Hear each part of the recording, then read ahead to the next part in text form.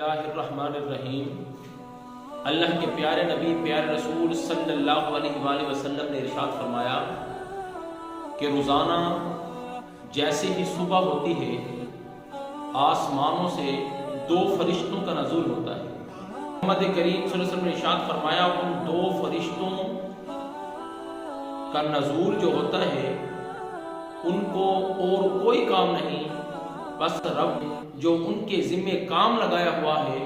وہ یہی ہے، روزانہ وہ صبح کو آسمانوں سے زمین پر اترتے ہیں اور دونوں ہی دعا کرتے ہیں۔ پہلا فرشتہ دعا کرتا ہے کہ یا اللہ جو تیری راہ میں مال کو خرچ کرتے ہیں،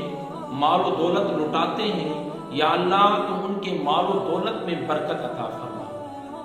اور دوسرا فرشتہ جو دعا کرتا ہے اس کے الفاظ یہ ہیں کہ یا اللہ جو تیرے راستے میں مال و دولت خرچ نہیں کرتے بلکہ بخل سے کام لیتے ہیں، یا اللہ تو ان کے مال و دولت کو برباد کر دے۔ اے ایمان والو، اب علماء کرام نے اس حدیث کی تشریح یوں کی ہے کہ آقا کریم صلی اللہ علیہ وسلم کے اس فرمان عالی شان کے مطابق جو اپنا مال و دولت اللہ کی راہ میں لٹاتے ہیں، صدقہ و خیرات کرتے ہیں، اپنے مال و دولت میں سے زکوٰۃ نکالتے ہیں، ان کے مال و دولت کو اللہ محفوظ فرماتا ہے اور اس میں ترقی عطا فرماتا ہے، اس کے رزق کے اندر وسعت دیتا ہے۔ اور جو مال و دولت کو اللہ کی راہ میں خرچ نہیں کرتے،